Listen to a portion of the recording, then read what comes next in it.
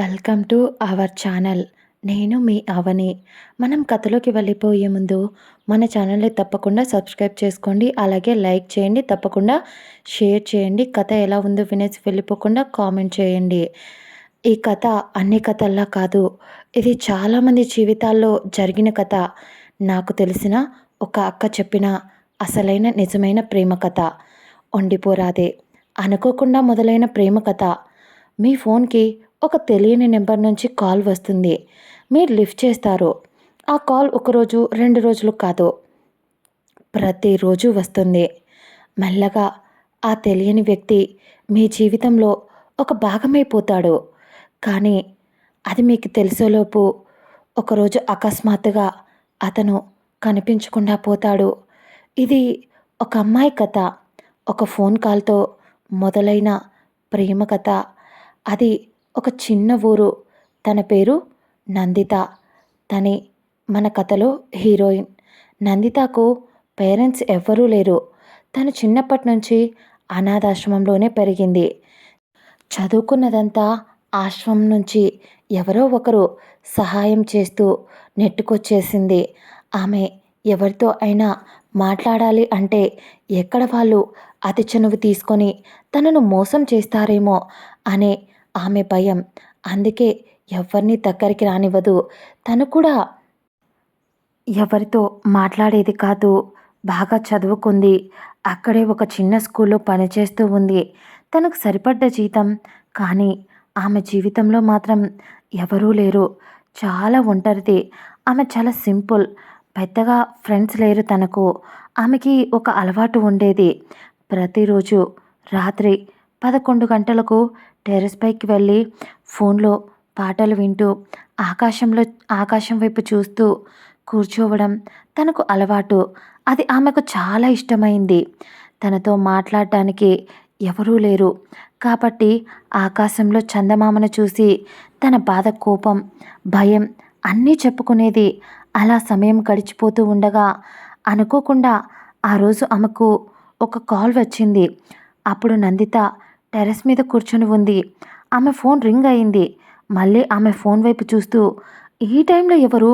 Time చూస్తే చాలా అవుతుంది అని ఫోన్ వైపు చిరాగ్గా చూడగా అన్నౌన్ నెంబర్ అని ఉంది. అందుకే మొదట ఆమె కాల్ కట్ చేసింది. కానీ 2 నిమిషాల తర్వాత మళ్ళీ కాల్ వచ్చింది. అదే అన్నౌన్ నెంబర్ నుంచి. ఆమెకు చాలా చిరాకు, విసుగ్గా అనిపించింది. ఎవర్రా ఇది? ఎన్నిసార్లు చేస్తున్నారు అని విసుగ్గా ఫోన్ ఎత్తింది. కానీ నందు సైలెంట్గా ఉంది. ఎవరో వాళ్ళే మాట్లాడతారులే అన్నట్టు. కానీ అటువైపు నుంచి హలో అని అవతల నుంచి ఒక అబ్బాయి వాయిస్ వచ్చింది. నందితకి ఎందుకో మొదటిసారి మనిషిని చూసినప్పుడు, వాళ్ళతో మాట్లాడినప్పుడు కలిగే భయం ఆమెకు ఇప్పుడు లేదు. ఆ ఒక్క మాట హలో అన్నప్పుడు ఆమెకు ధైర్యంగా అనిపించింది. ఆ ఫోన్ ఏదో తన కోసమే వచ్చినట్టు అనిపించింది. ఏదో ఆలోచిస్తూ కొంచెం డౌట్గా హలో అంది నందు. అటువైపు ఉన్న ఒక అబ్బాయి ఇది శృతి నెంబర్నా అన్నాడు ఆ అబ్బాయి.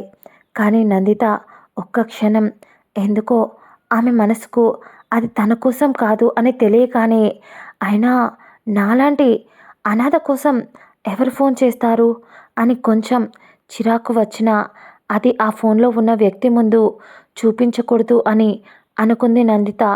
అందుకే సైలెంట్గా ఉండేసరికి మళ్ళీ ఆ అబ్బాయి పిలిచాడు. శృతినా అనే దానికి ఈసారి తను లేదు, ఇది శృతిది కాదు, మీరు ఎవరికో చెయ్యబోయి నాకు కాల్ చేశారు అని అంది. అతడు ఒకసారి నెంబర్ చెక్ చేసుకొని చూశాడు మొబైల్లో. మళ్ళీ ఫోన్లో అయ్యో సారీ అండి, నేను చూసుకోలేదు, ఇది రాంగ్ నెంబర్ అనుకుంటా అన్నాడు. నందిత నవ్వుతూ అవును రాంగ్ నెంబరే అని చెప్పి కాల్ కట్ చేసింది నందిత. అతడు ఏదో అడగబోయాడు, ఏదో మాట్లాడబోయాడు. కానీ ఆమె సమాధానం చెప్పలేదు, అడగలేదు. కొన్ని పరిచయాలను మనం దూరంగా ఉంచుకోవడమే బెటర్ అని ఆ క్షణం నందిత మనసు చెప్పింది ఆమెకు. తనకు కానీ ఆమెకు అప్పుడు తెలియదు. ఆ కాల్ ఆమె జీవితంలో ఒక కొత్త కథ మొదలుపెట్టిందని. మళ్ళీ యథావిధిగా మరుసటి రోజు ఎప్పటిలానే ఆమె మేడపై కూర్చొని కబుర్లు చెప్తుంది తను తన ఫ్రెండ్ చందమామతో. కానీ అప్పుడే సేమ్ టైం నిన్నటిలానే మళ్ళీ అదే నెంబర్ నుంచి మళ్ళీ కాల్ వచ్చింది. ఫోన్ వైపు చూస్తూ నందిత కొంచెం ఆశ్చర్యపోయింది. కానీ ఈసారి లిఫ్ట్ చేయడానికి ఆలోచించలేదు. వెంటనే లిఫ్ట్ చేసేసింది. హలో అని అవతల నుంచి అదే వాయిస్. నందిత అతడి వాయిస్ వింటూ, ఎవరయ్యా బాబు నువ్వు? నీ గొంతులో తేనేమైనా పోసుకున్నావా ఏంటి? ఇంత తీయగా వస్తుంది మాట అని అనుకుంది మనసులో. కానీ అటువైపు ఉన్న వ్యక్తి, అయ్యో సారీ అండి, చూసుకోలేదు, మళ్ళీ రాంగ్ నెంబర్కే కాల్ చేశాను అనుకుంటా అన్నాడు ఆ అబ్బాయి. నందిత కొంచెం ఈసారి కోపంగా, ఎవరండి మీరు? రోజు నెంబర్ చూసుకోకుండా చూస్తున్నారా అంది కొంచెం వెటకారంగా. దానికి ఆ అబ్బాయి ఒక్క క్షణం సైలెంట్గా ఉండి, మీ వాయిస్ గుర్తొచ్చింది అందుకే చేశాను అని చెప్పేశాడు. నందు మొదట షాక్ అయ్యింది ఒక్క క్షణం. కానీ నందిత వెంటనే నవ్వేసింది అతడు అన్న మాటలకు. అంటే నేను అని తెలిసే కాల్ చేశారా? ఇది ఒక రాంగ్ నెంబర్ అని తెలిసే చేశారా అంది నందు. ఆ అబ్బాయి నవ్వుతూ అవును అన్నాడు. మళ్ళీ అతడే ఫ్రెండ్ లాగా మాట్లాడొచ్చా అని టక్కున అడిగేశాడు ఆ అబ్బాయి. కొంచెం ఆలోచించిన నందిత, మీరు ఎవరో తెలియదు, నిన్న కాల్ చేశారు, రాంగ్ నెంబర్ అని చెప్పా, ఈరోజు మళ్ళీ చేసి ఫ్రెండ్స్ అంటున్నారు అని కొద్దిసేపు మనసులో ఆలోచించింది. ఇది కూడా ఒకందుకు మంచిదేలే, అతడు ఎవరో తెలియకపోయినా ఫ్రెండ్లా మాట్లాడతాను అంటున్నారు కదా, పర్లేదు, నా ఒంటరి జీవితంలో ఒక 5 నిమిషాలు పోయేదేముంది అని అనుకుంది నందిత. సరే 5 నిమిషాలు మాత్రమే అని అంది అతడితో. అలా మొదలయ్యింది వాళ్ళ మాటల ప్రయాణం. ఆ రోజు నందు చెప్పినట్టే 5 నిమిషాలు మాట్లాడుకున్నారు వాళ్ళు. అందులో ఆ అబ్బాయి తన పేరు శ్రీహాన్ అని, అందరూ ఆ అబ్బాయిని శ్రీ అని పిలుస్తారు అని చెప్పాడు. నందు తన పేరు చెప్తూ ఉంటే శ్రీ ఆపేస్తూ, వద్దు, మీ పేరు నాకు చెప్పొద్దు, మన పరిచయం నాకు తెలుసు, మీలో చాలా రకాల భయాలను పుట్టిస్తుంది అని, అందుకే అమ్మాయి కదా, మీకు నా మీద బాగా నమ్మకం వచ్చినప్పుడు అప్పుడు చెప్పండి మీ పేరు అన్నాడు శ్రీ.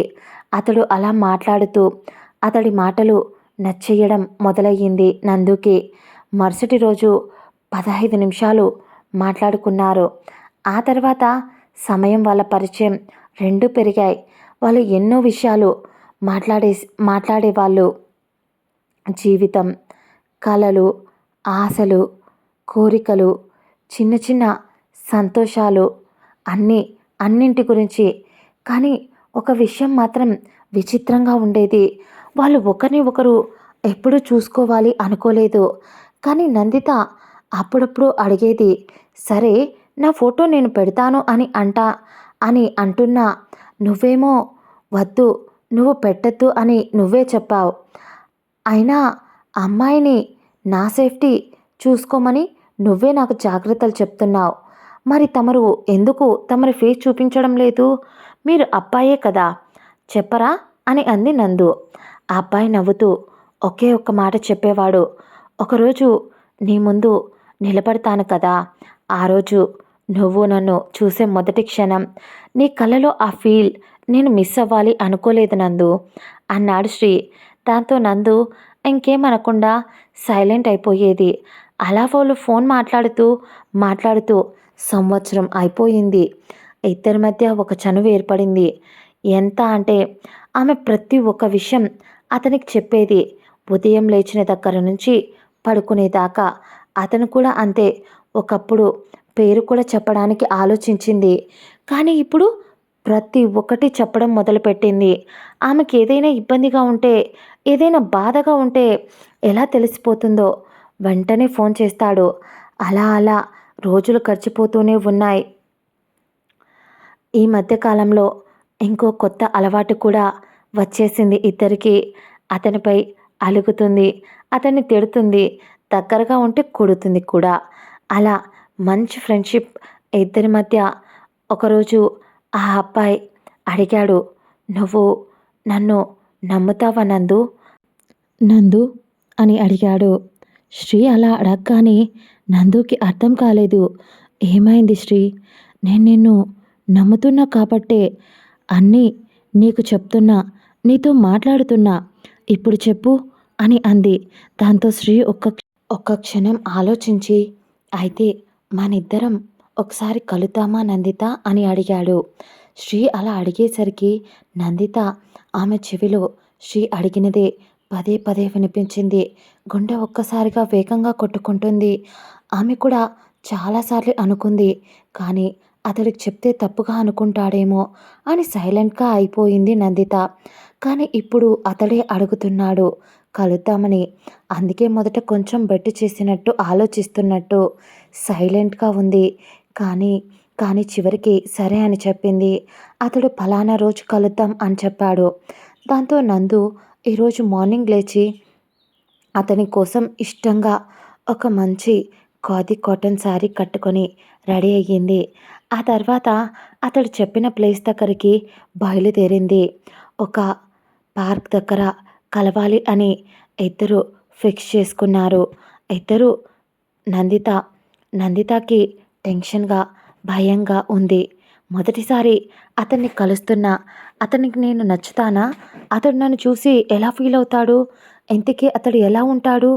ఇలా ఎన్నో క్వెషన్స్ ఆమె మైండ్‌లోనే మెదులుతూ ఉన్నాయి. ఆమె అతడు వస్తాడు అని అక్కడే అతడు చెప్పిన పార్క్‌లో ఒక బెంచ్‌పై కూర్చొని ఉంది. చేతులు నలిపేస్తూ, టెన్షన్‌గా చూస్తూ, గమనిస్తూ ఉంది. ఆమె గుండె చాలా వేగంగా కొట్టుకుంటూ ఉంది. ఆమె చుట్టూ చూస్తోంది. ఒకటికి 2 సార్లు ఆమె చుట్టూ చూస్తుంది.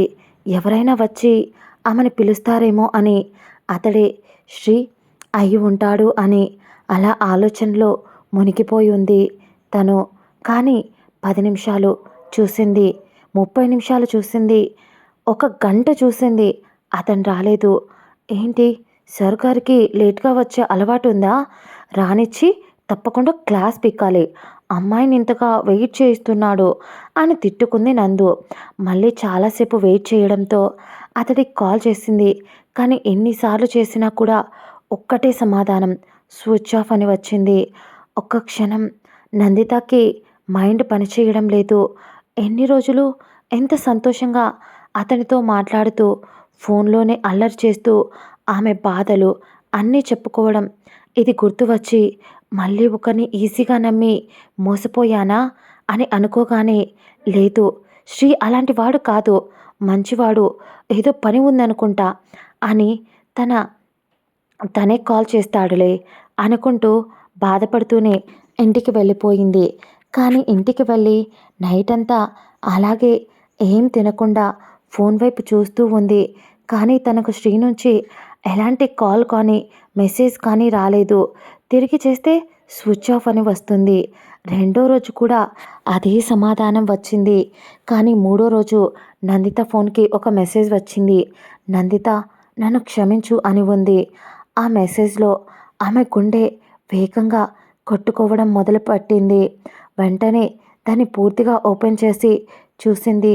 అందులో మెసేజ్లో ఇలా ఉంది, నేను నిన్ను కలవటానికి వచ్చాను, కానీ నీకు నిజం చెప్పడానికి ధైర్యం రాలేదు నందు అని ఉంది ఆ మెసేజ్లో. నందితకు అతడు అలా మెసేజ్ పెట్టేసరికి సగం ఆమె మైండ్ పనిచేయలేదు. అసలు ఏం మాట్లాడుతున్నాడు శ్రీ అని అనుకుంటూ కొంచెం కంగారుగా వణుకుతున్న చేతులతో, ఏ నిజం అని ఆమె రిప్లై చేసింది.